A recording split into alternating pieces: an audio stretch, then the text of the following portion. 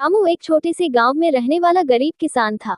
उसके पास न ज्यादा जमीन थी, न पैसे और न ही कोई बड़ा सहारा। बस एक पुरानी झोपड़ी थी जहां वह अपनी बूढ़ी माँ, पत्नी सीता और दो छोटे बच्चों के साथ रहता था।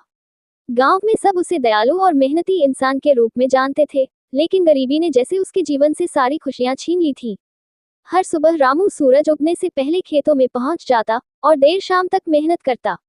लेकिन जिस जमीन पर वह खेती करता था वह बंजर होती जा रही थी।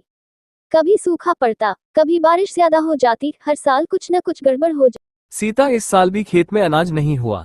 अब पता नहीं पूरी साल कैसे खर्चा चलेगा। कोई बात नहीं, आप चिंता मत कीजिए, जो भी होगा हम सब मिलकर देख लेंगे। और रही बात खर्चे की, तो जैसे अब तक काम चलता आया है आगे भी चला लेंगे। एक दिन गांव में कृषि विभाग की टीम आए और उन्होंने किसानों को जैविक खेती के बारे में बताया। गांव के बड़े किसान हंसने लगे, पर रामू ने ध्यान से सब सुना। उसने ठान लिया कि चाहे जैसे भी हो, वह अपनी खेती को बदल कर दिखाएगा।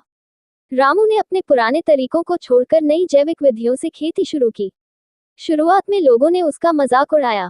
बोले, रामू जैसे गरीब को तो 2 वक्त की रोटी भी नसीब नहीं, ये क्या खेती बदलेगा। लेकिन रामू डटा रहा। गोबर की खाद, सड़े पत्तों का उपयोग, खुद पानी बचाने के उपाय, सब कुछ सीखा और अपनाया। 1 साल बाद जब उसकी फसल आई तो पूरे गांव की आंखें खुल गईं। उसकी सब्जियां हरी भरी थी, अनाज की खुशबू अलग थी और बाजार में उसकी फसल अच्छे दामों में बिक गई। अब रामू गांव के सबसे समझदार किसानों में गिना जाने लगा। बाकी किसान भी उसकी खेती देखने आने लगे। रामू ने सबकी मदद की, बिना घमंड किए। धीरे धीरे उसकी जिंदगी बदलने लगी। झोपड़ी की जगह पक्के घर ने ले ली, बच्चों को अच्छे स्कूल में दाखिला मिल गया और घर में खुशहाली लौट आई।